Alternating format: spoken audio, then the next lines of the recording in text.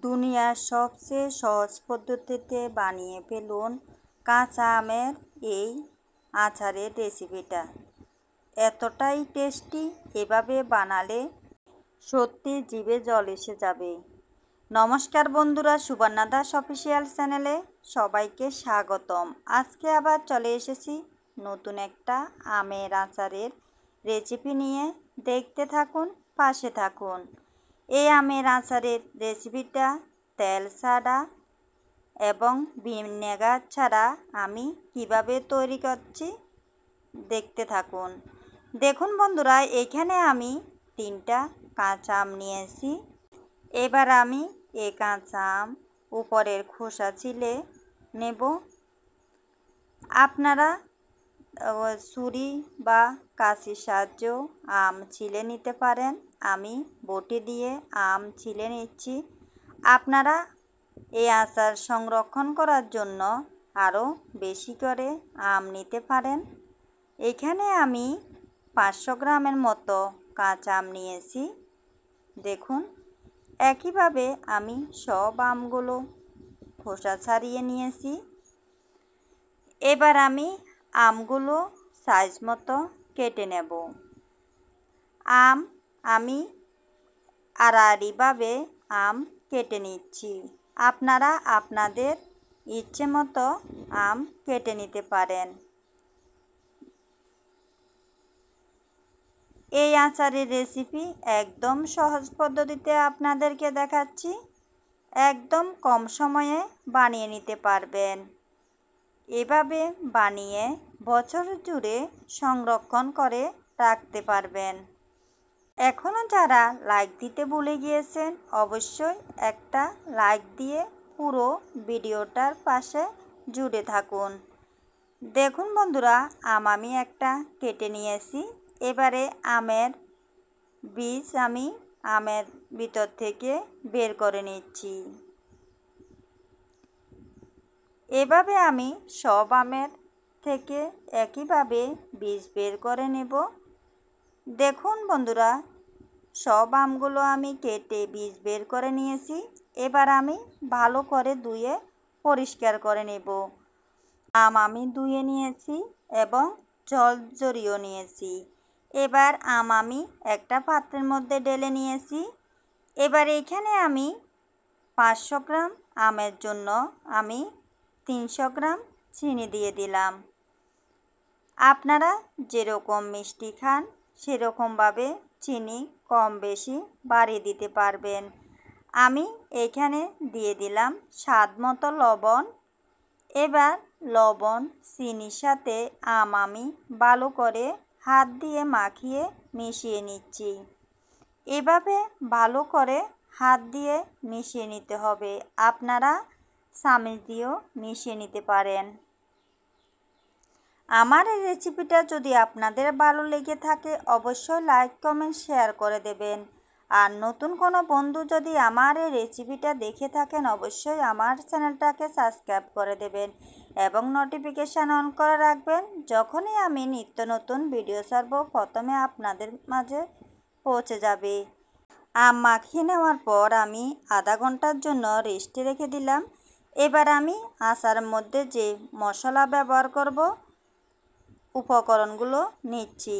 1 চামচ গোটা ধনিয়া, 1 চামচ পরিমাণে জিরে নিলাম, 1 চামচ পরিমাণে 5 ফোড়ন নিলাম, আর নিয়ে নিলাম 3টা শুকনো মরিচ।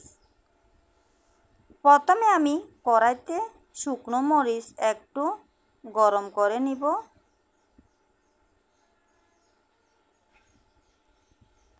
আপনারা আচার বানানোর সময় অবশ্যই মশলাটা ঘরে তৈরি করে নেবেন, তাহলে ভালো একটা ফ্লেভার পাবেন।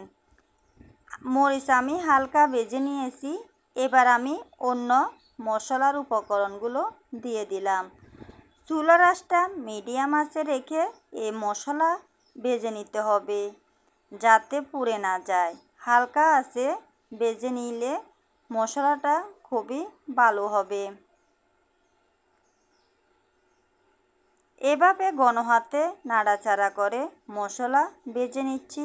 দেখুন বন্ধুরা, মশলার কালারও পরিবর্তন হয়েছে। মশলাগুলো আমার বেছে নেওয়া হয়ে গেল।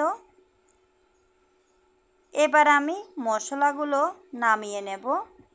শিলপাটার মধ্যে আমি মশলাগুলো গুঁড়ি করে নেব। ব্লেন্ডারে গুঁড়ি করলে একদম মিশ হয়ে যাবে, তাই আমি শিলপাটায় গুঁড়ি করে নিয়েছি। দেখুন বন্ধুরা, একদম আড়াআড়াভাবে গুঁড়ি করে নিয়েছি। এবার দেখুন এদিকে আমগুলো রেস্টে রাখার পর কীরকম হয়েছে। চিনি গলে একদম জল বেরিয়ে গিয়েছে। আমি চামচ দিয়ে ভালো করে লাড়িয়ে দিচ্ছি। দেখুন, এভাবে আপনারা আধা ঘন্টা রাখতে পারেন, 1 ঘন্টা রেস্টে রেখে দিতে পারবেন। আমি আধা ঘন্টা রেখেছি, এরকম হয়েছে। এবার চুলোতে একটা কড়াই বসিয়ে দিয়েছি। কড়াইটা ভালো করে গরম করে নিয়েছি। এবার এখানে দিয়ে দিলাম আমি চিনি দিয়ে মাখিয়ে রাখা কাঁচা আম দিয়ে দিলাম। এবার চামচ দিয়ে ভালো করে লাড়িয়ে দিচ্ছি। আমের আচারের কালারের জন্য এখানে 1 চামচ পরিমাণে হলুদের গুঁড়ো দিয়ে দিলাম, আধা চামচ পরিমাণে মরিচের গুঁড়ো দিয়ে দিলাম। এবার ভালো করে আমের সাথে আমি মিশিয়ে নিচ্ছি। এবার আমি চুলোর আঁচটা মিডিয়াম আঁচে করে দিলাম। মিডিয়াম আঁচে এই আমের আচারটি তৈরি করে নিতে হবে। দেখুন বন্ধুরা, আচার ফুটে উঠেছে। এভাবে কিছুক্ষণ পর পর লাড়িয়ে চাড়িয়ে দিতে হবে, যাতে পুরো আমগুলো সিদ্ধ হয়ে যায়।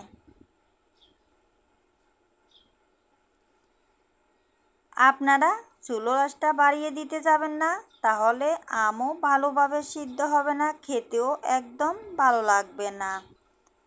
দেখুন বন্ধুরা, পুরো আমে একদম ভালো করে ফুটে উঠেছে। আমও প্রায় সিদ্ধ হয়ে এসেছে। এখানে বন্ধুরা আপনারা জল ব্যবহার করবেন না, আমিও একদম জল ব্যবহার করিনি। আর আমি এই আমের আচারের রেসিপিটা ভিনেগার ছাড়াই তৈরি করব। কোনো কেমিক্যাল জাতীয় কিছুই ব্যবহার করব না। দেখুন বন্ধুরা, আম দেখতে এখন কেমন দেখাচ্ছে। দেখতে খুবই সুন্দর দেখাচ্ছে। কাঁচা আমের এরকম যদি আচার বানানো যায়, একদম লোভনীয় লাগে। তেল ছাড়া, ভিনেগার ছাড়া, রোদে শুকানোর ঝামেলা ছাড়াই এভাবে কাঁচা আমের আচার বানিয়ে আপনারা সারা বছরের জন্য সংরক্ষণ করে রাখতে পারেন। দেখুন বন্ধুরা, আম সিদ্ধ হয়ে কীরকম হয়েছে, একদম প্লাস্টিকের মতো দেখাচ্ছে। সব আমগুলো এরকমভাবে প্লাস্টিকের মতো হয়ে যাবে।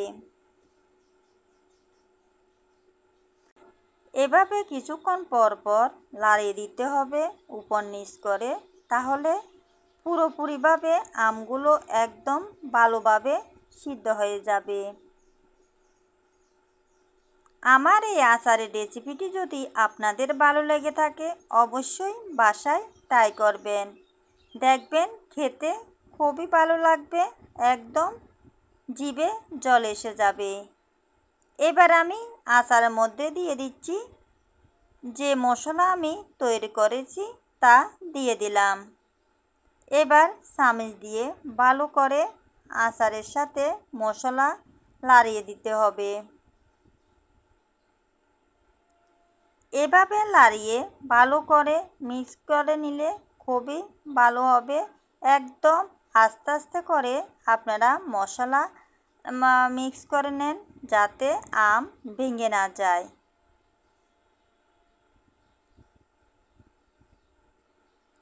দেখুন বন্ধুরা, এখানে আমি আগেও বলেছি ভিনেগার ব্যবহার করব না, তাই আমি আচার নষ্ট না হওয়ার জন্য এখানে আমি কাগজি ব্যবহার করছি। এখানে আমি 2 টুকরো কাগজি নিয়েছি, কাগজির রস আমি দিয়ে দিচ্ছি। আপনারা কাগজির পরিবর্তে ভিনেগারও ব্যবহার করতে পারেন। আমি এখানে রেসিপির জন্য অল্প পরিমাণে আচার বানিয়েছি। আপনারা সারা বছর সংরক্ষণ করার জন্য বেশি করে এভাবে আচার বানিয়ে রাখতে পারবেন। একদম কম সময়ে বানিয়ে নিতে পারবেন। আজ এ পর্যন্তই বন্ধুরা, সবাই ভালো থাকবেন, সুস্থ থাকবেন। আবার চলে আসব নতুন একটা রেসিপি নিয়ে। দেখুন বন্ধুরা, আমার আমের আচার বানানো একদম কমপ্লিট হয়ে গেল। দেখতে কেমন লাগছে বন্ধুরা, কমেন্ট করে অবশ্যই জানাবেন। এবার আমি গ্যাসটা বন্ধ করে দিলাম। দেখুন বন্ধুরা, একদম প্লাস্টিকের মতো করে আমি আমের এই আচারটা রেসিপিটা তৈরি করে নিয়েছি। দেখতে যতটা লোভনীয় লাগছে, খেতেও খুব দুর্দান্ত লেগেছে। আমি আপনাদেরকে সার্ভ করে দেখাচ্ছি। দেখুন বন্ধুরা, কালারটা কীরকম এসেছে। এভাবে যদি আপনারা এই আমের আচারের রেসিপিটা বানাতে চান, অবশ্যই আমার এই রেসিপিটা দেখে ট্রাই করবেন।